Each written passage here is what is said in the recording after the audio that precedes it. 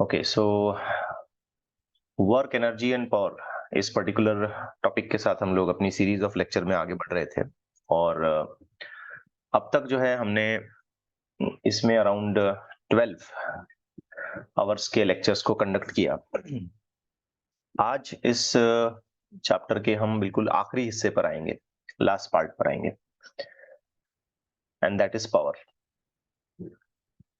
अभी तक आप देखो तो इस चैप्टर में पूरा हमने right from beginning we defined work, then we defined different sorts of energies, kinetic energy, then we moved on to potential energy, conservative non-conservative forces, equilibrium criterias, ठीक है, and lots of numericals in it. And after that we have also covered the work energy theorem, the interconversion of potential energy to kinetic energy, and in between the role played by work, and particularly the conditions of friction. अब ये सारा कुछ हमने discuss किया। अब इसका आखिरी हिस्सा ऐसे समझ लीजिए इस चैप्टर का लास्ट पार्ट है, छोटा सा पार्ट है, बट हावेवर क्वाइट इंपॉर्टेंट, क्योंकि अलग अलग आगे आने वाले अलग अलग चैप्टर्स में इसको कहीं ना कहीं हमें रिलेट करना है, और वो है पावर। जैसे चैप्टर का नेम भी सजेस्ट करता है ना, वर्क एनर्जी एंड पावर। तो आज के लेक्चर में हम सबसे पहले तो ये समझने की कोशिश करेंगे कि पावर किसे कहेंगे, क्या होता है पावर। फिर इससे रिलेटेड कुछ फॉर्मूलीज बनाएंगे और पॉसिबल हुआ तो कुछ न्यूमेरिकल्स पर भी हम डिस्कशन करेंगे। अक्सर स्टूडेंट इसमें थोड़ा सा कंफ्यूज होते हैं, फोर्स को ही पावर समझते हैं बहुत बार, मतलब फोर्स एक अलग चीज होती है, पावर एक अलग चीज होती है। लेकिन कई बार ऐसा स्टूडेंट्स मिसकंसेप्शन दिमाग में बना लेते हैं कि ज्यादा फोर्स मतलब ज्यादा पावर। ऐसा नहीं है बिल्कुल। पावर बिल्कुल बिल्कुल ही अलग फिजिकल क्वांटिटी है और फोर्स बिल्कुल अलग फिजिकल क्वांटिटी है। तो दोनों में कोई रिलेशन नहीं, एक्चुअली डायरेक्टली देखा जाए तो ऐसा कोई रिलेशन दोनों में कि दोनों एक ही हैं, ऐसा कुछ नहीं है। पावर को समझना अगर है हमको, तो मैं इसके लिए एक बड़ा ही सिंपल सा, आसान सा स्टेटमेंट या डेफिनेशन या कह लीजिए कंडीशन हमेशा यूज करता हूं। मान लीजिए कि हमारे पास एक मशीन है,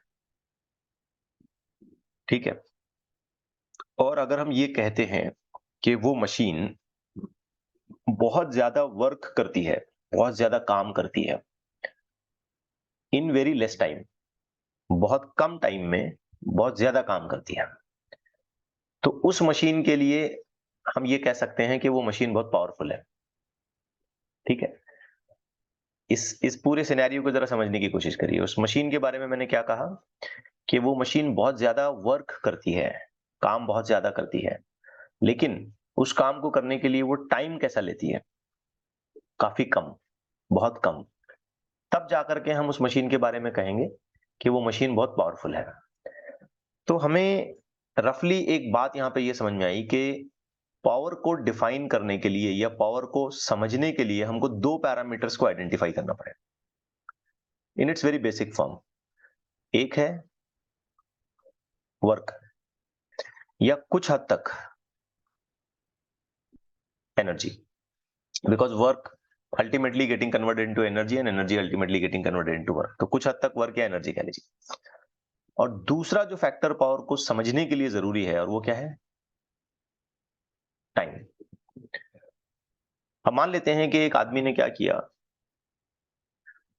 बड़ा जोर से किसी जगह पे पंच मारा उसने। मान लेते हैं फॉर एग्जांपल किसी फाइट में उसने बहुत जोर से पंच मारा, ठीक है, एक स्पोर्ट्स चल रहा था और उसमें काफी बहुत ताकत से कह लीजिए, ऐसे कह लीजिए कि बहुत जबरदस्त पंच उसने किया। तो हम ये कहते हैं ना अक्सर, पावरफुल हिट था, बहुत बहुत पावरफुली उसने हिट किया।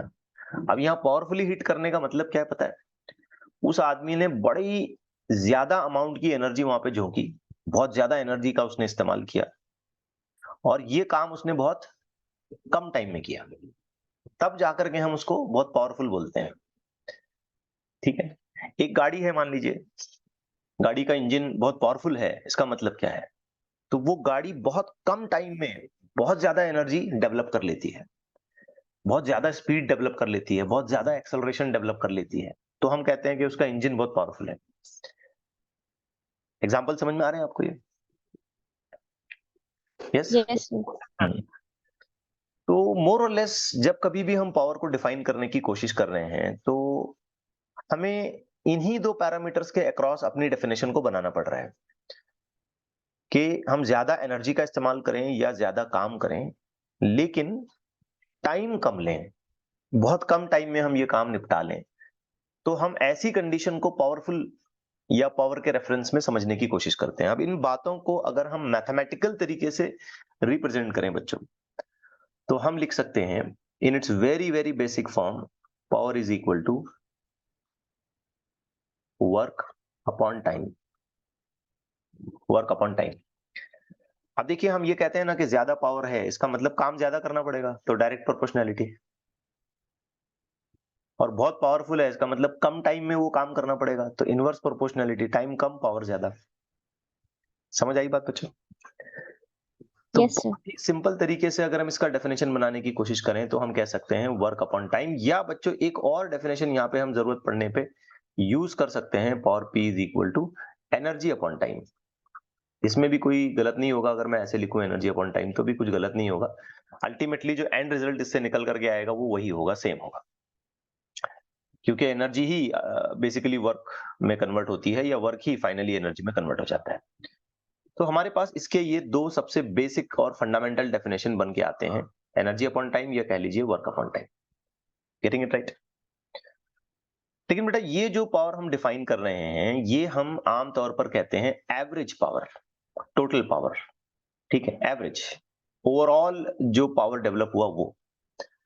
अगर किसी छोटे इंस्टेंट ऑफ टाइम पर, बहुत ही स्मॉल इंटरवल ऑफ टाइम के लिए अगर हमको पावर डिफाइन करना है ना, जिसे हम कहेंगे इंस्टेंटेनियस पावर, वक्ती तौर पर डेवलप होने वाला पावर, इंस्टेंट पर अप्लाई होने वाला पावर, तो बेटा वो ऐसे लिखा जाएगा, वर्क अपॉन टाइम।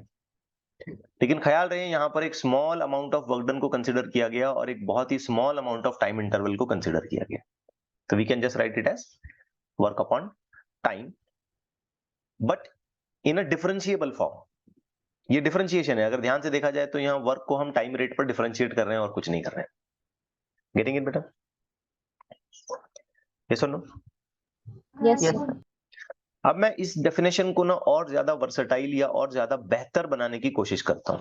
आप सभी जरा अच्छे से फोकस करें बच्चों। जब कभी भी हमने पावर को डिफाइन करने की कोशिश की, चाहे हम इंस्टेंटेनियस ले लें या एवरेज ले लें, तो बेसिकली हमारा जो वर्क करने का, सॉरी, इसमें डेफिनेशन बनाने का तरीका है वो है वर्क अपॉन टाइम।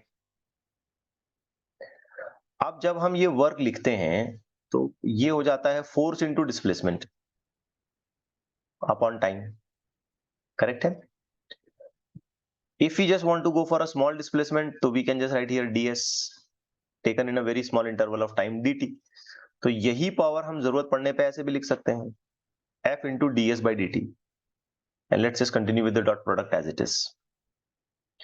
ठीक है, बट बेटा आप अगर फोकस करोगे, आप ध्यान लगाओगे, तो ये जो चीज हमने यहाँ पे लिखी ना, डिस्प्लेसमेंट अपॉन टाइम, ये क्या होता है बेटा? Displacement upon time, what it is, बता सकते हैं कोई? Velocity. वेरी गुड, शाबाश। Displacement upon time is velocity. आप चाहे उसको एक्स में लिखो, वाई में लिखो, जेड में लिखो, या जनरल डिस्प्लेसमेंट ds ऐसे लिखो, कोई प्रॉब्लम नहीं है। तो हमें पावर का एक और बहुत बढ़िया डेफिनेशन यहाँ पे बन के मिला, फोर्स इंटू वेलोसिटी। बट ध्यान से देखो तो ये फोर्स इंटू वेलोसिटी का डॉट प्रोडक्ट है, बीच में डॉट चल रहा था, वर्क डॉट प्रोडक्ट आता है ना यहाँ पे, केयरफुली अगर देखा जाए तो ये डॉट प्रोडक्ट चलता है, ये वेक्टर। ओके, तो हम धीरे धीरे धीरे इसकी डेफिनेशन बढ़ाते जा रहे हैं। जनरल लेवल पे, एवरेज लेवल पे हमने बोला भाई total work done upon total time, या हमने बोला टोटल एनर्जी स्पेंड या utilized upon total time. Instantaneous manner में हमने कहा कि small amount of work done comparative to a small amount of time, you done in a very small instant of time या in a very small interval of time. इसी बात को हम carry करते जा रहे हैं, कैरी करते जा रहे हैं, और फाइनली हम एक और आर्टिकल पर पहुंचे जहां पे हमने लिखा force into velocity, but taken to be in its dot product. Getting it right? Now इस बात को या इस चीज को मैं फौरन ही एक यूटिलाइजेशन, मतलब फौरन ही इस चीज को रिलेट करते हुए ना आपके सामने एक क्वेश्चन रखता हूं, जल्दी से एकदम, मतलब हमारा क्वेश्चन को हम क्विकली रिलेट कर पाए। ये एफ डॉट वी के पॉइंट ऑफ व्यू से अगर हम सोचें और इस क्वेश्चन को सॉल्व करने की कोशिश करें, तो आप देखें ये वेलोसिटी का वेक्टर है, और ये फोर्स का वेक्टर है। अब हमसे बोला गया भाई इंस्टेंटेनियस पावर कितनी है, आप निकाल के बताएं। ऑफ कोर्स ये इंस्टेंटेनियस ही होगी, बिकॉज हमने इसको ds/dt यानी कि एक स्मॉल इंटरवल ऑफ टाइम के लिए कंसिडर किया है। तो ऐसी सिचुएशन में हमको वेलोसिटी और फोर्स के वेक्टर का डॉट प्रोडक्ट लेना है। अब यहाँ कैलकुलेशन बेटा आप पूरा करोगे ना, तो एक डॉट प्रोडक्ट में आपको याद है जब हमने लिखा था P डॉट Q, कुछ ऐसे लिखा था ना हमने P डॉट Q। अब ये सब मुझे बताना पड़ रहा है, हालांकि ये आपको आना चाहिए। Px Qx plus Py Qy plus Pz Qz, याद है कुछ ऐसा? Yes sir. हाँ, तो यहाँ पर इस तरीके का काम करें आप। अब फोर्स के लिए अगर आप इसकी पूरी इक्वेशन को ध्यान से देखते हैं तो ये इसका वेक्टर है, तो बेटा ये इसकी Fx वैल्यू है, ये इसकी Fy वैल्यू है, और ये इसकी Fz वैल्यू है। और ये वेलोसिटी के सारे वेक्टर्स को आप यहाँ पे ध्यान से देखें तो ये इसकी Vx वैल्यू है, ये Vy वैल्यू है, और ये जो है ये Vz वैल्यू है। तो यहाँ पे अगर मैं पावर लिखूंगा तो बेटा मैं ऐसे लिखूंगा ना, Fx Vx plus Fy Vy plus Fz Vz। अब आप अपना काम पूरा करें। Fx 10 है, Vx 5 है, तो ये मल्टीप्लीकेशन हो जाएगा, प्लस Fy 10 है, लेकिन Vy -3 है, ये मल्टीप्लीकेशन पूरा करना पड़ेगा। Fz 20 है और Vz 6 है, ये मल्टीप्लीकेशन पूरा करें। तो आप देखें यहाँ पे ये हो जाएगा 50 माइनस 30 प्लस 120। कैलकुलेशन पूरा करें, आंसर बताएं कितना आएगा। 120 और 50 ऐड करके 170, 170 में से आपने 30 माइनस किया, यानी कि आंसर हो गया 140 जूल पर सेकेंड। अब यूनिट हम यहीं से समझ सकते हैं ना बेटा, power is equal to work upon time. Work का यूनिट है जूल और टाइम का यूनिट हो गया सेकेंड। तो इस हिसाब से हमारा ये ऑप्शन चल गया यहाँ। आई बेटा बात समझ में? Yes sir. तो ये बस मैं एक यहाँ पे कह लीजिए कि बात चल रही थी तो उसको मैंने जोड़ करके ये क्वेश्चन फौरन आपके सामने रखा। तो फाइनली बेटा हमको 3 इसके डेफिनेशंस मिल रहे हैं पावर के, और जनरल एस्पेक्ट में पावर को समझने का सबसे बढ़िया और आसान तरीका यही है कि आप बहुत ज्यादा एनर्जी डेवलप करें और बहुत कम टाइम में, इसको पावर कहा जाता है। अब एक इंसान है, मान लीजिए वो एकदम से बहुत ज्यादा एनर्जी डेवलप कर लेता है और बहुत कम टाइम में अगर वो ये काम कर पाता है तो हम उसे कहेंगे कि बहुत पावरफुल इंसान है, बहुत ताकतवर, जिसको हम कहते हैं आम जुबान में, अगर हिंदी में उसको ट्रांसलेट करें इस तरीके से या उर्दू में बोले तो, ठीक है ना। तो जनरल प्रोस्पेक्टिव ऐसा है कि हमने ज्यादा काम करना है या ज्यादा एनर्जी डेवलप करनी है और बहुत मिनिमम टाइम में, तो वो पावर बनाता है। हालांकि अब इसके हम जनरल 3 डेफिनेशंस बना सकते हैं। वर्क अपॉन टाइम लिख सकते हैं, स्मॉल इंटरवल के लिए ऐसे लिख सकते हैं, स्मॉल टाइम के लिए, और फाइनली हम यहां भी पहुंचे कि हम इसको F डॉट V के पॉइंट ऑफ व्यू से लिख सकते हैं। Are things clear? In a very way, in a very correct way, कि ये डॉट प्रोडक्ट होगा। अब देखिए, जब हम दो वेक्टर्स मल्टीप्लाई कर लेते हैं और उसका डॉट प्रोडक्ट हम लेते हैं तो रिजल्ट में हमको कैसी चीज मिलती है? सोचें आप, दोनों वेक्टर का डॉट प्रोडक्ट लेने पर रिजल्ट में क्या मिलता है? स्केलर मिलता है या वेक्टर मिलता है? मैग्नीट्यूड। मैग्नीट्यूड मतलब क्या? स्केलर मिलता है या वेक्टर मिलता है? स्केलर। स्केलर मिलता है। तो हमें पता चला कि पावर एक स्केलर क्वांटिटी है, ठीक है। अगर क्रॉस प्रोडक्ट होगा तो फिर रिजल्ट में वेक्टर आता है। So here two vectors are multiplied and in result we are getting a scalar quantity, hence we can claim that के power is a scalar quantity. अब आइए थोड़ा सा बात करते हैं बच्चों के इसके यूनिट्स क्या हैं। बड़े सिंपल हैं यूनिट्स। सबसे पहले तो हम जनरल पॉइंट ऑफ व्यू में भी इसके यूनिट बनाते हैं और प्रैक्टिकल पॉइंट ऑफ व्यू में भी इसके यूनिट बनाते हैं, ओके। बिकॉज ये एक ऐसी चीज है जो मैकेनिक्स में बहुत ज्यादा इस्तेमाल होती है। सबसे पहले तो हम इसका यूनिट बनाएंगे जूल पर second by using its definition work upon time, या सीजीएस में अगर हम बनाएं तो अर्ग पर सेकंड भी हम इसका यूनिट लिख सकते हैं अगर हम इसको सीजीएस में रिप्रेजेंट करें। प्रैक्टिकली बच्चों इसके हम यूनिट बनाते हैं कुछ इस तरीके से, वैट। वैट ऐसा एक यूनिट बनाते हैं, मतलब ये जो जूल पर सेकंड है ना, इसी चीज को हम एक नाम देते हैं, एक नया यूनिट बनाते हैं, वैट, ओके। और अक्सर आप देखोगे प्रॉब्लम सॉल्व करते वक्त पावर का यूनिट जो आता है वो वैट आता है। आ रही बेटा बात समझ में? यस। और प्रैक्टिकली Yes, sir. हमको लार्ज मैग्नीट्यूड्स में इसका इस्तेमाल करना होता है, बड़े बड़े मैग्नीट्यूड्स में हमको इसका इस्तेमाल करना होता है, तो हम किलोवाट बनाते हैं, किलोवाट, मेगावाट ऐसा लिखते हैं। और एक और यूनिट हम यूज करते हैं पावर के लिए, हॉर्स पावर। अब ये जब हम किलोवाट में लिखेंगे ना, तो ये 10 टू द पावर 3 का प्रीफिक्स बनेगा। मेगा में करेंगे तो ये 10 टू द पावर 6 का प्रीफिक्स बनेगा, मतलब 10 to the power 3 watt kilowatt read किया जाएगा, 10 to the power 6 watt megawatt read किया जाएगा। अब एक और चीज आती है ना यहाँ पे, horse power.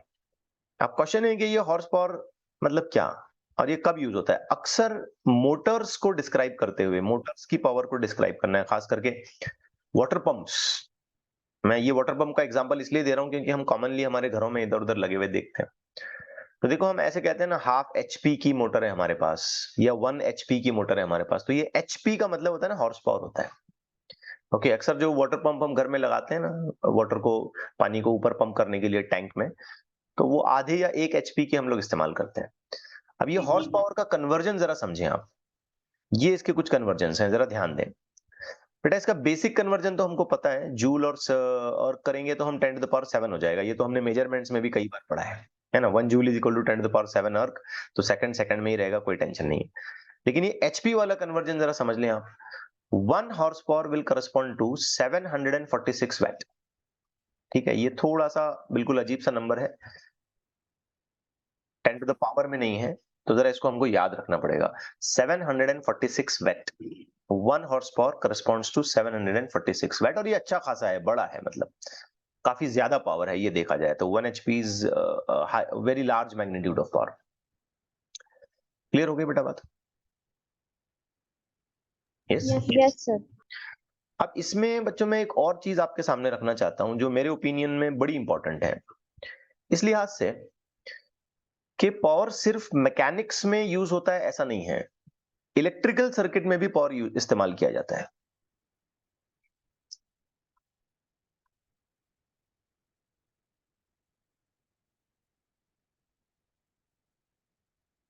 Electrical circuit,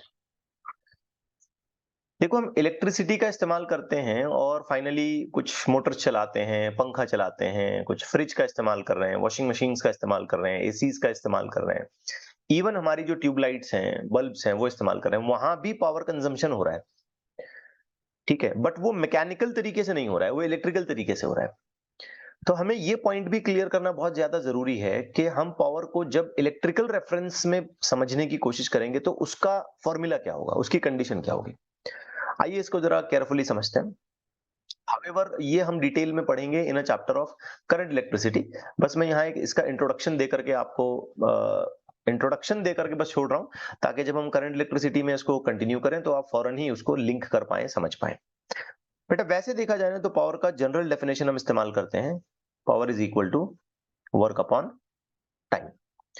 but आपको याद होगा, आपने क्लास 10th में भी पढ़ा होगा कि जब हम पोटेंशियल डिफरेंस मेजर करते हैं, पोटेंशियल डिफरेंस, वोल्टेज कहते हैं ना आप उसको, तो बेटा वो होता है वर्क अपॉन चार्ज। ठीक है, ये डेफिनेशन आपको क्लास 10th से थोड़ा रिकॉग्नाइज करनी पड़ेगी, या फिर हम इस डेफिनेशन को और एक बार क्लास 11th में या क्लास 12th में भी हम इसको और एक बार पढ़ेंगे, that is in the chapter of current electricity. But मैं इतना समझता हूं कि आपने क्लास 10th की अपनी साइंस की टेक्स्ट बुक में कहीं ना कहीं पढ़ा होगा। So potential difference is equal to work by charge. अब यहां से हम क्या करेंगे, वर्क की लिए फॉर्मूले को मॉडिफाई करेंगे, तो ये हो जाएगा बेटा V इंटू क्यू। समझ आ गई बात? अब इसको उठा करके आप क्या करें, पावर के फॉर्मूले में रखें। सो यहां से वर्क हटाएं और यहां लिखें V into Q by T. अब मैं चाहता हूं कि आप इस रेशो की तरफ ध्यान दें, चार्ज अपॉन टाइम। ये चार्ज अपॉन टाइम क्या होता है, कोई बता सकता है मुझे? आम जुबान में कहें तो rate of flow of charge, charge upon time क्या होता है ये चार्ज अपॉन टाइम? 11th में पढ़े हैं आप ये, सॉरी 10th में आप ये सब पढ़ चुके हैं। चलिए अगर याद नहीं आ रहा है तो मैं बता दूं, बिकॉज रिकॉर्डिंग्स में फिर हम और टाइम खराब नहीं कर सकते। चार्ज अपॉन टाइम जो होता है ना, ये होता है current, electric current, the amount of charge flowing per unit time, इसे कहते हैं इलेक्ट्रिक करंट। तो आप यहां नोटिस करें बेटा कि हमने पावर की एक बड़ी ही सिंपल सी डेफिनेशन ऑब्टेन कर ली in reference of electrical circuits. Power, electrical power कह लीजिए, is equal to the multiplication of voltage potential difference into current. आ गया बेटा समझ में? अब जैसे 50 वोल्ट है और 5 एम्पियर का करंट हमने अप्लाई कर लिया वहां से किसी डिवाइस पर, या किसी इंस्ट्रूमेंट की रिक्वायरमेंट है कि उस पे 50 वोल्ट इतना जोड़ना चाहिए और 5 एम्पियर का करंट उसमें आना चाहिए, तो 50 इंटू 5 जब हम करेंगे ना तो आंसर आ जाएगा 250, और वो उसकी पावर होगी और उसका यूनिट हम लगाएंगे वैट। वैट, इस हिसाब से ये वैट। क्लियर हो रही है बेटा बात? Yes, sir. अब इस फॉर्मूले को ना बेटा हम और मॉडिफाई कर सकते हैं। आप ध्यान लगाओ, तो आपने क्लास 10th में ओम्स लॉ भी पढ़ा होगा जिसमें आपने ये लिखा होगा V is equal to IR, ठीक है ना? अब using this V is equal to IR आप कह सकते हो कि यहां पे ये पावर हो गई, V हटाओ और उसकी जगह IR लिखो, तो बेटा ये हो जाएगा I²R। ये भी एक डेफिनेशन हो सकती है पावर। I, V हटा करके IR लिखा, I into I square into R, ये भी एक डेफिनेशन हो सकती है इसकी। हम ऐसे भी लिख सकते हैं। Getting it right? या Yes, अगर हमको I और R की टर्मिनोलॉजीज में नहीं चाहिए आंसर, तो ये फॉर्मूला दोबारा यूज करें आप। इसी फॉर्मूले को बेटा दोबारा यूज करें, V is equal to IR को, ओम्स लॉ को, और I को हटाएं। अगर आप I को हटाएं तो उसकी जगह पे आप लिख सकते हो V बाई R। तो अब यहाँ V हटा करके, सॉरी I हटा करके उसकी जगह पे आप V बाई R रखेंगे, तो the same formula for power now can also be written as V square divided by R, if I am not wrong, ये भी चलेगा। बट बेसिकली जो फॉर्मूला मीनिंगफुल है, इंपॉर्टेंट है, काम का है, वो ये वाला है, ठीक है? और यहां भी इसका यूनिट वही बनेगा, कोई टेंशन लेने वाली बात नहीं है कि भाई इसमें यूनिट क्या लगाएं। तो यहां पर भी हम वही यूनिट लगाएंगे, kilo watt, mega watt, watt, वही सारे यूनिट्स हम यहाँ पे लगाएंगे। जूल पर सेकंड भी हम कह सकते हैं कुछ हद तक, वोल्ट एम्पियर भी कह सकते हैं हम कुछ हद तक, लेकिन बेसिकली हम जो इसका यूनिट बनाते हैं वो वैट ही लगाते हैं। Now you will also surprise to know कि ये पावर हम वेव्स के लिए भी लिखेंगे। आगे चल के हम क्लास 11th में 12th में वेव्स पढ़ेंगे। अब वो वेव्स चाहे लाइट को रिप्रेजेंट करने वाली हो, या जनरल साउंड को रिप्रेजेंट करने वाली हो, या कोई भी दूसरी मैकेनिकल वेव हो, उसके लिए भी हम पावर को डिफाइन करते हैं। तब उस वक्त हम पावर के लिए यही सादा सीधा फॉर्मूला अप्लाई करेंगे, एनर्जी अपॉन टाइम, के वो वेव कितनी एनर्जी लेके जा रही है कितने टाइम में। तो पावर, ये जो कंसेप्ट है ना, ये बहुत वर्सेटाइल है। ऐसा नहीं है कि सिर्फ ये मैकेनिक्स में इस्तेमाल होगा, बहुत सारी चैप्टर्स में पावर को हम बीच बीच में इधर उधर इस्तेमाल करते रहेंगे। तो मैंने यहाँ पे आपको 3 सिंपल से एग्जांपल बता दिए। जनरल मैकेनिक्स में अगर हम पावर का कैलकुलेशन करना चाहते हैं तो हम वर्क बाय टाइम से जाएंगे, या स्मॉल इंटरवल ऑफ टाइम के हिसाब से dw/dt से जाएंगे, या फिर पावर इंस्टेंटेनियस लेवल पे निकाल रहे हैं तो फोर्स इंटू वेलोसिटी के हिसाब से हम इसको लिखेंगे। इलेक्ट्रिकल लेवल पे हम जनरल पावर को डिफाइन करना चाहते हैं तो product of V into I, यानी कि वोल्टेज इंटू करंट करेंगे। और अगर वेव्स, इसके लिए हम पावर को डिफाइन करना चाहते हैं तो स्ट्रिक्टली हम वहां पे यूज करेंगे एनर्जी अपॉन टाइम, ठीक है? फिर आगे इसके और ब्रांचेस खुलते जाएंगे, वो एनर्जी इंटेंसिटी के फॉर्म में लिख सकते हैं, वगैरह वगैरह वगैरह, बहुत डिटेल में जाएगा वो। तो फिलहाल के लेक्चर का बस इंटरेस्ट ये है कि आपको ये सारी बातें मैं समझा सकूं कि हम यहाँ पे कैसे इसे लिख पाएंगे, कैसे इसे समझने का तरीका है। अब एक और चीज बेटा मैं यहाँ पे लिखता हूं, ये जो फॉर्मूला हमने बनाया मैकेनिक्स के लिए, power is equal to force into velocity, ठीक है? इसको समझते हुए मैं एक बड़ा ही इंटरेस्टिंग सा क्वेश्चन आपके सामने रख रहा हूं, ध्यान देके देखें जरा, बड़े अच्छे तरीके से समझना है, ये काफी इंपॉर्टेंट क्वेश्चन है और इस जैसे कई क्वेश्चन एग्जामिनेशंस में बार बार पूछे गए हैं। केयरफुली देखें इसे। Now we have a car, उसका मास m है और उसको हमने एक्सेलरेट कर लिया एक स्ट्रेट लेवल रोड पे against a constant external resistive force. अब इसकी वेलोसिटी हो गई v, rate at which the engine of the car doing work. ये सेंटेंस बड़े काम का है, rate at which the engine of the car is doing work, मतलब वर्क अपॉन टाइम। रेट का मतलब टाइम के साथ गिनना पड़ेगा उसको। किस चीज को टाइम के साथ गिनेंगे? वर्क को। तो वर्क अपॉन टाइम मतलब क्या निकालना है, क्या फाइंड आउट करना है? Power. Power. Power find out करना है। अब बेटा पावर का फॉर्मूला तो ये रहा अपने पास, ये पावर का फॉर्मूला है, फोर्स इंटू वेलोसिटी। बट यहां अप्लाई कैसे करें? तो let's try to understand this is a very important example. इसमें अक्सर गलती होती है समझने में। ये मान लेते हैं वो कार है जिसको हम चला रहे हैं। अब जब हम इस कार को चलाने की कोशिश कर रहे हैं ना, तो हमने इस कार को एक्सेलरेट कर दिया, एमए आगे भगाया हमने इसको, एक्सेलरेट हो रही है कार ये। लेकिन ये कार जिस रोड पे चल रही है या हवा में से ट्रैवल करके आगे जा रही है, तो एक रेजिस्टेंस वाला फोर्स यहां पे आ गया है, रुकावट वाला फोर्स यहां पे आ गया है। ठीक है, रोकने वाला फोर्स यहां पे आ गया है, जिसको मैं जस्ट काइंड ऑफ रिप्रेजेंटेशन ऐसे दिखा रहा हूं। ये पीछे की तरफ एक रेजिस्टिव फोर्स आ गया है। ठीक है ना। आप सोचें, आप किसी चीज को पकड़ के खींच रहे हैं, जस्ट इमेजिन करें। आप अपने आप पर इस सिचुएशन को रखने की कोशिश करें। डायग्राम से समझने से ज्यादा मैं इसको प्रैक्टिकली आपको समझाना पसंद करूंगा। आप किसी चीज को पकड़ के खींच रहे हैं, तो आपके खींचने से, आपके पावर देने से, आपके फोर्स लगाने से यहां पर दो चीजें होनी चाहिए। नंबर एक, वो जो रुकावट हो रही है ना, उसको आपने ओवरकम करना है। वो रुकावट को भी हटा देना है आपने। और रोकने के बावजूद भी, रेजिस्टेंस रहने के बावजूद भी, अपोजिशन रहने के बावजूद भी आप उसको खींच रहे हैं, ताकत लगा रहे हैं, पावर डिलीवर कर रहे हैं आप।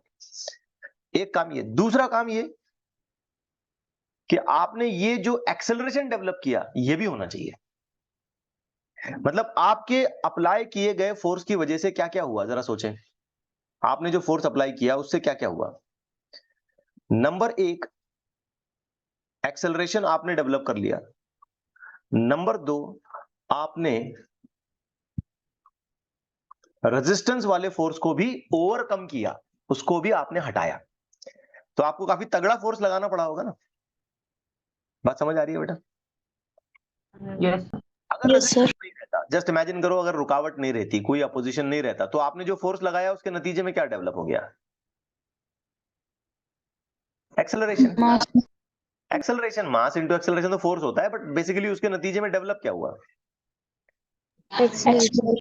लेकिन आप चलाने की कोशिश कर रहे हैं और अपोजिशन भी हो रहा है, रुकावट भी आ रही है, तो क्या आपको ज्यादा फोर्स लगाना पड़ेगा? Yes.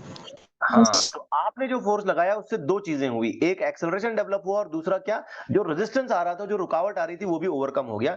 मतलब मैथमेटिकल फॉर्म में इस फोर्स को बेटा हम ऐसे लिख सकते हैं, पहला तो इसमें मास इनटू एक्सेलरेशन, और दूसरा जो भी रुकावट आ रही थी, वो जो भी अपोजिशन आ रहा था, वो। क्लियर हो गया बेटा बात? अब आए इसकी Yes, sir. पावर डिफाइन करते हैं। बाय फॉर्मूला पावर है फोर्स इंटू वेलोसिटी। तो आप कैसे लिखेंगे यहां पे? ma plus R into V. ये हो गया पावर का फॉर्मूला। अब ये बड़ा इंपॉर्टेंट फॉर्मूला है। अब ऑप्शन वाइज सोचें तो आप कौन सा ऑप्शन आएगा? सी आ जाएगा, ma प्लस आर या R plus ma, whatever you say. Clear हो गई बेटा बात? Yes, sir. ओके। अब जरा इसे अच्छे से समझें कि हम इसे किस तरीके से हैंडल कर रहे हैं, क्या इसका अप्रोच है। ओके, देखिए अब इसी बात को मैं इसको न्यूमेरिकल फॉर्म में आपके सामने रख रहा हूं। न्यूमेरिकल फॉर्म में देखिए, ये वाला क्वेश्चन देखें। A car of mass 1250 kilogram experience a resistance 750 when it moves at 30 metre per second. Engine जो पावर दे पा रहा है वो 30 किलोवाट का है। Maximum acceleration of the engine क्या होगा? तब आप मुझे बताएं कि पावर का फॉर्मूला हमने इन जनरल अब क्या बनाया था? रेजिस्टेंस वाला force plus mass into acceleration into क्या चीज? वेलोसिटी। हालांकि ख्याल रहे ये फोर्स इंटू वेलोसिटी का ही फॉर्मूला हमने लिया था, दूसरा कुछ नहीं लिया। लेकिन फोर्स दो एस्पेक्ट्स में यूज किया जा रहा है, रेजिस्टेंस को हटाने के लिए, रुकावट को हटाने के लिए, और साथ साथ एक्सेलरेशन को भी डेवलप करने के लिए। क्लियर हुई बेटा बात? Yes, sir. अच्छा, कितनी पावर वो इंजन डेवलप कर पाता है? 30 किलोवाट, मतलब 10 to the power 3 is equal to कितना रेजिस्टेंस है? 750 प्लस कितना मास है? 1250 into whatever the acceleration we want to get, into ये वेलोसिटी होगी 30, बिकॉज यहाँ पे 30 की वेलोसिटी। अब आप देखें, यहां से ये 30 फैक्टर और यहां से ये 30 फैक्टर तो वैसे भी निपट गया। तो ये 10 टू द पावर 3 का आप सीधा सीधा मतलब कर लें, इसको आप कर लें 1000 इज इक्वल टू, ये हो गया बेटा 750 प्लस 1250 इंटू ए, तो कैलकुलेशन आप अगर पूरा करते हैं तो आपको मिलेगा 1250 into acceleration is equal to 1000 minus 750। आप अगर माइनस करेंगे तो ये हो जाएगा 250। ठीक है, ये जीरो और ये जीरो आप यहां से काट दें। Acceleration is equal to 25 upon 125। 25 upon 125 कितना होगा? 1 upon 5। What is 1 upon 5? 0.2 metre per second square. ये हो गया आपका आंसर। ठीक हो गया बेटा बात? Yes. जरा इसे समझने की कोशिश करें आपने कि हमने इसे किया कैसे, क्या तरीका है, अप्रोच कैसा है। Okay, now this formula which we have developed is very important, particularly considering the resistance factor. आइए इस जैसा एक और प्रॉब्लम देखते हैं, थोड़ा सा डेटा अलग है। Okay, let me search those questions. हाँ, तो हमारे पास एक बस है जो 100 क्विंटल्स इतना उसका मास है। 100 quintal, 1 quintal is 100 kilogram. 1 quintal is equal to 100 kg. तो अब आप बताएं 100 क्विंटल का मतलब क्या होगा? 1000 kg. 1000 नहीं, 10,000 केजी। 2 जीरो बढ़ जाएंगे ना बेटा। हाँ. तो इस कंपैरिजन से हमको फौरन पता चला कि यहाँ पे बस का जो मास है वो है 1 2 3 4 किलोग्राम। अब ये एक रफ रोड पे चल रही है और उसकी स्पीड है 72 किलोमीटर पर आवर। तो उसकी स्पीड है 72 किलोमीटर पर आवर। तो let me mention the value of speed 72। But बेटा 72 किलोमीटर पर आवर ये ऐसा यूनिट नहीं है। हम जानते हैं मैकेनिक्स में, हमने इसको कई बार यूज किया है काइनेमेटिकल इक्वेशंस वगैरह को यूज करते वक्त। किलोमीटर पर आवर को जब हम मीटर पर सेकंड में कन्वर्ट करते हैं तो हम इसको मल्टीप्लाई करते हैं बाय अ नंबर ऑफ 5/18। ठीक है, तो 18 72 कटेगा, 18 2 जा 36, 4 हो गया, 5 इंटू 4 कितना हुआ? 20। अब इसका यूनिट हो गया मीटर पर सेकंड। तो ये कन्वर्जन फैक्टर है। किलोमीटर पर आवर को मीटर पर सेकंड में कन्वर्ट करने के लिए हम उसे 5/18 से मल्टीप्लाई करते हैं। अब फ्रिक्शन ऑफ रोड 9% है, मतलब ये वही रेजिस्टेंस वाले फोर्स की बात कर रहे हैं। 9% ऑफ इट्स वेट, ठीक है, और हवा का, एयर का जो रेजिस्टेंस आ रहा है वो 1% ऑफ इट्स वेट आ रहा है। What is the power of engine? तो इंजन का पावर कितना होगा? तो हम यहां ख्याल करें कि हमको दो अलग अलग तरीके के रेजिस्टेंसेस मिल रहे हैं, फ्रिक्शन की वजह से और एयर की वजह से। तो let me write resistance due to friction as R1, और वो कितना है? 9%। 9% ऑफ वेट। बेटा 9% का मतलब होता है 9/100। इसका वेट कितना है? तो ये हो जाएगा mg। So let me just continue. ये 9% यानी कि 9/100 इंटू m कितना है? 10,000 इंटू g का वैल्यू कितना है? 10। जस्ट इसको सॉल्व करें, ये दोनों जीरो यहां से काट दें, ये दोनों जीरो यहां से काट दें, तो आप देखेंगे कि R1 का वैल्यू हमको मिलेगा 9,000 न्यूटन। गेटिंग इट बेटा? यस और नो? Yes, sir. अब जो बस चल रही है तो हवा की वजह से भी थोड़ी रुकावट होती है, ठीक है ना, एयर के फ्लो की वजह से भी थोड़ी सी रुकावट होती है। तो एयर वाले रेजिस्टेंस फोर्स को मैं नाम देता हूं यहां पे R2, और वो कितना है? 1% ऑफ वेट। 1% of weight. बेटा ये हो गया R2 इज इक्वल टू 1% का मतलब हो गया बच्चों 1/100, और वेट का मतलब यहां पे हम लिखेंगे mg। So R2 is equal to 1/100 m 1 2 3 4, और g का वैल्यू भी है 10। तो बस यहां से ये दोनों जीरो हटा दें यहां से आप, तो आप देखेंगे कि R2 का आंसर आपको मिलेगा 1000 न्यूटन। तो एक 9,000 आया और एक 1000 आया। Getting it right? Yes, sir. अब क्वेश्चन को और ध्यान से पढ़ें तो उसने ये बोला कि हम कांस्टेंट स्पीड से चल रहे हैं। कोई एक्स्ट्रा एक्सेलरेशन यहाँ पे डेवलप नहीं हुआ है, तो कांस्टेंट स्पीड से चलने का सीधा मतलब है कि एक्सेलरेशन यहाँ पे सिस्टम में कितना है, 0 है। अब हमको पावर निकालना है। तो बच्चों याद करो, पावर का फॉर्मूला हमने जब लिखा इन इट्स वेरी जनरल फॉर्म, तो हम वैसे तो F इंटू वी लिखते हैं, लेकिन जब हमने इसको सॉल्व किया तो हमने क्या लिखा था, mass into acceleration plus R1 plus R2 into v. आपने ध्यान दिया, जितने भी अपोजिंग फोर्सेस आ रहे हैं सब गिनना चालू किया मैंने एक साथ। अगर कोई अपोजिंग फोर्स नहीं आएगा तो मास इंटू एक्सेलरेशन बच जाएगा। समझ आई बेटा बात? यस तो फिलहाल के लिए एक्सेलरेशन नहीं है, इसका मतलब ये फैक्टर हो जाएगा 0। अब हमको पावर निकालना है। हमने अभी अभी R1 निकाला, R1 का वैल्यू हमको मिला 9000, प्लस फिर हमने R2 निकाला, R2 का वैल्यू हमको मिला 1000। V हमने कैलकुलेट किया और वो था 20। ये देखो हमने V यहाँ पे कैलकुलेट किया, वो 20 था। ठीक है, 9 और ये कितना हो गया, 10,000 इंटू 20। तो ध्यान से देखें, ये हो गया power is equal to 20 into 10 to the power 4 watt. ठीक है, बाई कैलकुलेशन तो इतना आंसर आना चाहिए इसका, 20 into 10 to the power 4 watt. But हमको तो इसको किलोवाट में कन्वर्ट करना है, तो किलोवाट के हिसाब से मैं इसको ऐसे लिखता हूं, 20 की जगह पे लिखता हूं 200 और 10 पावर 4 हटा करके लिखता हूं 10 पावर 3। एक जीरो मैंने इधर दे दिया, वैट।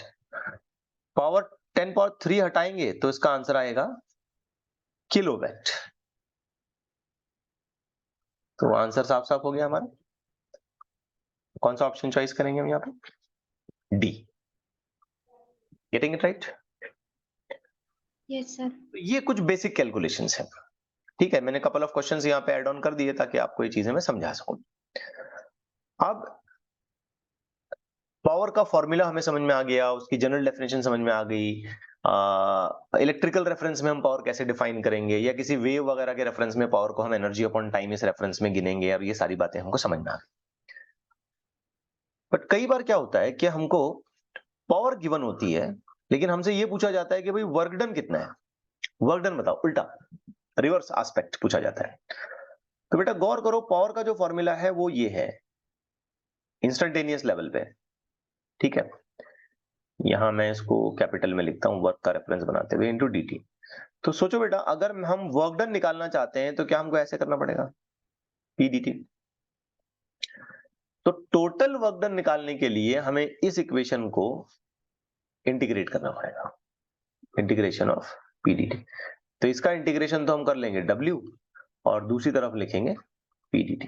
मतलब पावर की जो कोई भी इक्वेशन, जैसी भी इक्वेशन हमको गिवन है, उस इक्वेशन को अगर हम यहां लाके इंटीग्रेट करें तो हमको रिस्पेक्टिव वर्क डन मिल सकता है। ये भी एक तरीका होता है। गेटिंग इट राइट बच्चों? यस। Yes sir. एक और चीज होती है बेटा जिसमें ग्राफिकल रिप्रेजेंटेशन से अक्सर पावर पूछा जाता है। जरा सोचें कि अगर हम आपको वर्क और टाइम इस तरीके का एक ग्राफ बना के दें, वर्क और टाइम कैसा भी, किसी भी तरीके का, मान लीजिए ये ऐसी लाइन चल रही है इसके लाइक दिस। अब बेटा अगर मैंने इसका स्लोप निकाला, ध्यान से सुनना, स्लोप निकाला, तो आपको ये कई बार सिखाया गया है कि किसी भी ग्राफ में जो स्लोप होता है वो y parameter divided by x parameter होता है। तो यहां पर y पैरामीटर मतलब कौन होगा, वर्क डन, और x पैरामीटर मतलब कौन होगा, टाइम। अब आप खुद गौर करें यहां पे कि वर्क डन अपॉन टाइम, ये जो रेशियो बन रहा है ये क्या है यहाँ पे, पावर पावर। तो कंक्लूजन हमें ये मिला बेटा कि वर्क और टाइम का अगर हम ग्राफ बनाते हैं और उस ग्राफ का स्लोप लेते हैं तो उसका स्लोप कौन बनेगा, पावर बनेगा। Are things clear? यस ऐसे भी इसे याद रखना चाहिए, इस तरीके से भी हमको इसको समझना चाहिए। एक और चीज भी हो सकती है इसमें, अगर हम पावर और टाइम का ग्राफ बनाए, उल्टा करें, ध्यान से सुनना, मतलब ग्राफ हमने ऐसा बनाया कि एक एक्सिस में पावर ले लिया, दूसरे एक्सिस में टाइम ले लिया, और ये ग्राफ कुछ इस अंदाज का है। ये सीधा भी हो सकता है या एक काइंड ऑफ कर्व भी हो सकता है, व्हाटएवर। बट लेकिन पावर और टाइम ग्राफ का जो रिप्रेजेंटेशन है उससे मुझे निकालना है वर्क, मुझे उससे वर्क फाइंड आउट करना है। तो बेटा बेसिकली देखो कि वर्क निकालते वक्त क्या हम पावर और टाइम का मल्टीप्लीकेशन करते हैं? ये वर्क Yes. निकालना है तो हम यहाँ पावर और टाइम का मल्टीप्लीकेशन करेंगे। अच्छा, एक्स एक्सिस और वाई एक्सिस के पैरामीटर को मल्टीप्लाई करना, इसका मतलब क्या होता है? एरिया अंडर कर्व निकालना होता है, याद करो, Yes. है ना। रेशियो लेना मतलब स्लोप, और मल्टीप्लाई करना मतलब एरिया की तरफ हम जाते हैं। तो अगर मैंने इसका एरिया अंडर कर्व निकाला, मींस ये स्लोप की लाइन के नीचे आने वाला एरिया अगर मैंने पूरा निकाल लिया यहाँ पे, तो ये एरिया मुझे किस चीज की इंफॉर्मेशन देगा?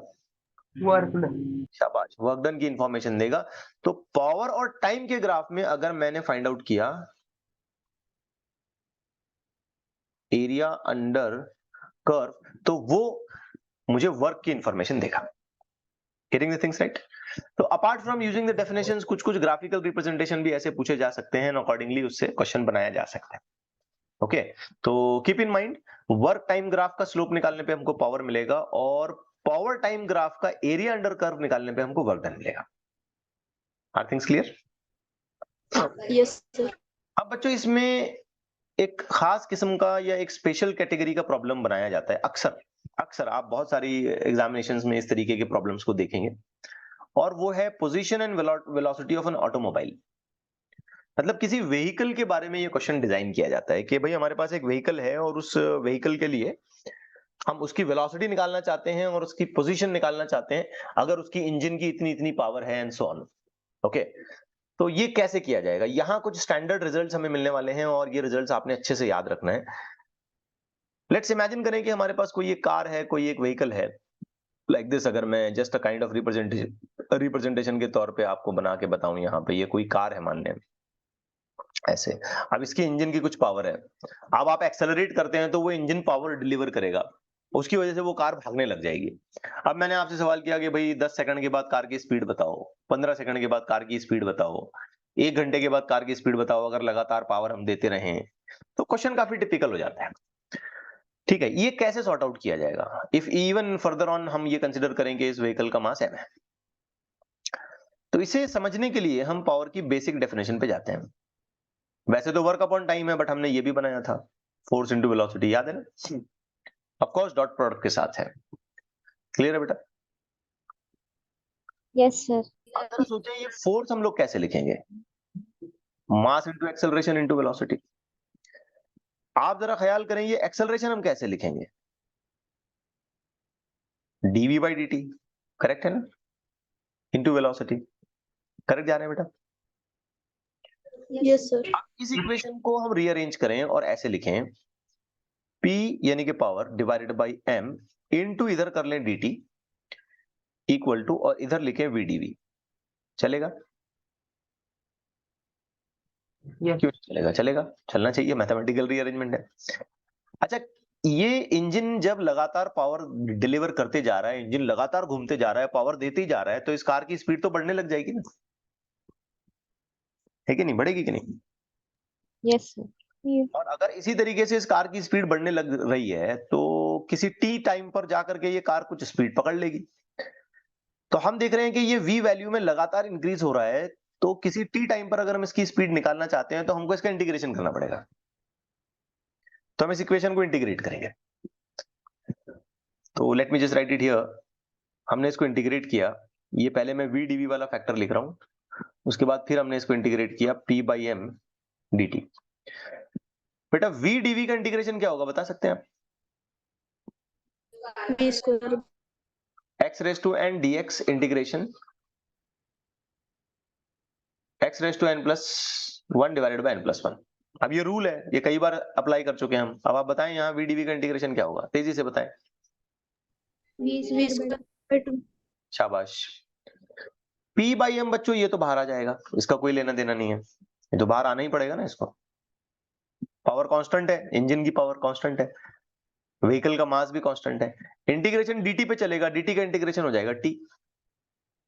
क्लियर हो बेटा? तो इक्वेशन हमको मिली v square is equal to 2pt divided by m। तो किसी भी इंस्टेंट ऑफ टाइम पे अगर हम इसकी स्पीड निकालना चाहते हैं, तो बेटा ये हो जाएगा 2pt divided by m in under root. ठीक हो गया? Yes, sir. So this is what the final result. आप चाहें तो कई बार बुक्स में अगर आप देखें तो ये रिजल्ट ऐसे भी लिखा हुआ मिलता है आपको, 2pt divided by m bracket की पावर हाफ। ये पावर हाफ का मतलब स्क्वायर रूट होता है, स्क्वायर रूट की जगह हम पावर हाफ लगा सकते हैं। बिल्कुल direct. Getting it right? Yes, sir. Of course इसमें हम लिमिट्स भी लगा सकते हैं अगर चाहें तो। टाइम के लिमिट्स लगा सकते हैं, वेलोसिटी के लिमिट्स भी लगा सकते हैं। इतनी स्पीड से हम चल रहे थे, इतनी डायरेक्शन में यू में से इतनी स्पीड तक हम पहुंचे, इतने टाइम से हमने शुरुआत की थी और इतने टाइम तक हम गए। तो हम लिमिट्स लगा के upper limit minus lower limit करके भी इसको सॉल्व कर सकते हैं। बट फिलहाल जो मैं फॉर्मूला बना रहा हूँ अंडर अजम्पशन बना रहा हूँ कि हम व्हीकल को जो है वो 0 स्पीड से शुरू करते हैं और 0 टाइम पर 0 स्पीड, स्टार्टिंग में उसकी स्पीड 0 और फला टाइम पे कितनी, ऐसे।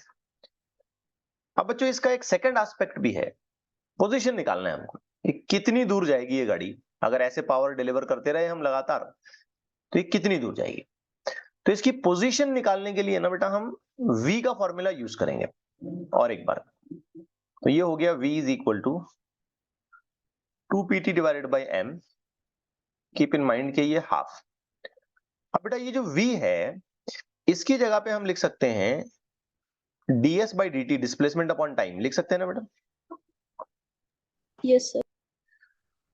2p बाई m मैंने अलग किया इंटेंशनली, पावर हाफ, और t को मैं अलग करके इसकी पावर हाफ लिखता हूं। अब ds को एक तरफ छोड़ दूंगा, dt को दूसरी तरफ ले जाऊंगा। So this equation will look like ds is equal to 2p divided by m, ये पावर हाफ हो गई, ये t की पावर हाफ हो गई और ये dt। अब जैसे जैसे इसकी स्पीड बढ़ रही है, जैसे जैसे इंजन उसमें पावर डिलीवर करता जा रहा है, वैसे वैसे हम देखेंगे कि इसकी पोजीशन चेंज होती जा रही है विद रिस्पेक्ट टू टाइम, और हर अगले इंस्टेंट ऑफ टाइम पर उसकी स्पीड और ज्यादा बढ़ रही है तो और ज्यादा पोजीशन लेगा वो। तो एक लगातार वेरी होने वाली चीज हमारे सामने आ रही है। अगर हम इसका टोटल डिस्प्लेसमेंट या टोटल पोजीशन निकालना चाहते हैं तो हमें क्या करना चाहिए, आप खुद बताओ।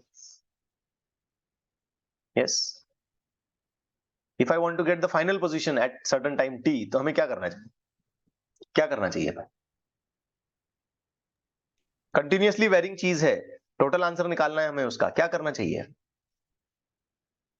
इंटीग्रेट। इंटीग्रेशन, और कोई दूसरा तरीका नहीं, simple. Why you are taking so much time to answer. इसे हम करेंगे इंटीग्रेट, तो ये हो जाएगा ds। अब जो चीजें कांस्टेंट है बच्चों उसको इंटीग्रेशन में पहले से ही लो ही मत आप। पावर कांस्टेंट है, मास कांस्टेंट, तो इसको इंटीग्रेशन में लो ही मत आप। इंटीग्रेशन हो जाएगा t raise to half dt पे। अब ds का जो इंटीग्रेशन है वो तो बेटा s हो जाएगा, चलो उसका कोई सेकंड ओपिनियन नहीं। ये 2p divided by m raise to power half, इसका भी कोई टेंशन नहीं। t रेज टू हाफ का इंटीग्रेशन क्या होगा, let me just write it here. तो t रेज टू हाफ का इंटीग्रेशन हो जाएगा t raise to half plus 1 divided by half plus 1। सही हुआ? By simply using Yes. This formula, कुछ भी नया नहीं कर रहा हूं मैं। x raise to n plus 1 divided by n plus 1, x n की जगह पे यहाँ पे हाफ है, half plus 1 divided by half plus 1। समझ आया बच्चों सबको ये? Yes, sir. हाँ, वेरी गुड।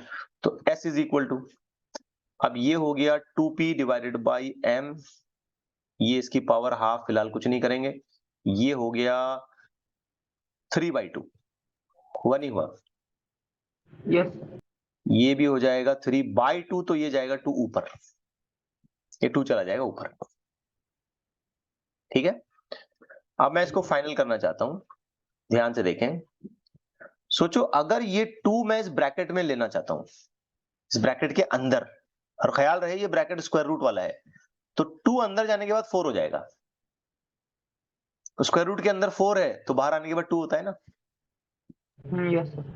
हाँ, अब ये 4 हुआ तो यहाँ पहले से 2 था, तो 4 इंटू 2 क्या हुआ, 8. 8p। अब इसी लॉजिक पर बताओ ये 3 जब अंदर जाएगा ब्रैकेट के तो क्या होगा, 9। शाबाश, 9m, और ये हाफ जैसे का वैसा। फिर इन कंटिन्यूएशन ये हो गया t रेज टू 3/2, और ये आपका फाइनल रिजल्ट, ये आपका एंड रिजल्ट।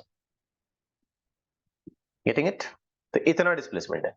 अच्छा, इसमें भी वैसे हो सकता है कि हम इसमें लिमिट लगा सकते हैं कि हमने सो एंड सो पोजीशन से शुरू किया था, बताओ सो एंड सो टाइम पर हम लोग कहाँ हैं, तो टाइम के भी लिमिट्स लग सकते हैं और पोजीशन के भी लिमिट्स लग सकते हैं। फिलहाल कैलकुलेशन करते वक्त मेरा मानना ये है यहाँ पे कि हमने कोई यहाँ पे अजम्पशन नहीं किया कि सॉरी लिमिट्स नहीं लगाए। हमने ऐसे सोचा कि ये बिल्कुल जीरो से शुरू कर रहा है, टाइम भी जीरो, पोजीशन भी जीरो, और किसी फला जगह पे जाके रुकेगा eight certain time T. Okay हो गया? तो अब इन फॉर्मुलीज Yes, को sir. आपने अच्छे से अपने दिमाग में बिठाना है, इनको अच्छे से याद रखना है कि ये कैसे चल रहे हैं, क्या तरीका है इसका, क्या अप्रोच है, कैसे काम हो रहा है। Okay with this? Yes, sir. Yes, तो sir. आज के लिए इतना काफी है। इस पर न्यूमेरिकल्स हमें करने हैं। होपफुली हम कल की क्लास में, यानी कि अगली क्लास में इसके न्यूमेरिकल्स करेंगे और फिर इस चैप्टर को खत्म कर देंगे।